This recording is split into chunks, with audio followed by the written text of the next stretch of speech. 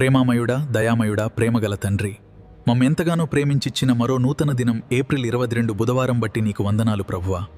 ఈ దినమున వివాహం కొరకు ఎదురుచూస్తున్న యవ్వన బిడ్డల కొరకు ప్రార్థిస్తున్నాను. దేవా, యవ్వన వయసులో వారికి గల శరీర బలహీనతలకు లోబడకుండా వారి యొక్క పరిశుద్ధతను కాపాడుకుంటూ ఇంద్రియ నిగ్రహము కలిగి జీవించే మనసు వారికి దయచేయము దేవా.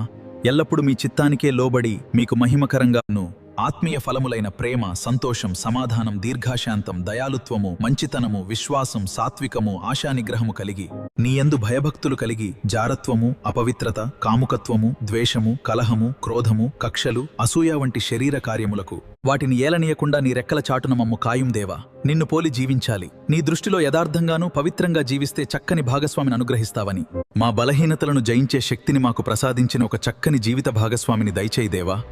ఆనాడు నరుడు ఒంటరిగా ఉండుట మంచిది కాదు అని ఏ విధంగా ఆదాము హవ్వను జతచేసినావో వీరికి కూడా మంచి భాగస్వామిని దయచేసి జతచేయి దేవా. వివాహమైన తర్వాత కూడా సమాధానము గలవారిగా నీ సాక్షిగా నిలుపుం ప్రభువా. యవ్వన బిడ్డలను యవ్వన కాలంలో బలవంతుని చేతిలో బాణంగా వారిని మీ సేవకు బహుగా వాడుకొని నీ కాడిమోసే బలమైన విల్లుగా వాడమని వేడుకొంటూ, నమ్ముట నీ వలనైతే నమ్మువానికి సమస్తమును సాధ్యమే అన్న విశ్వాసముతో యేసయ్య పరిశుద్ధ నామంలో ప్రార్థించి పొందుకున్నాను మా పరమ తండ్రి. ఆమేన్.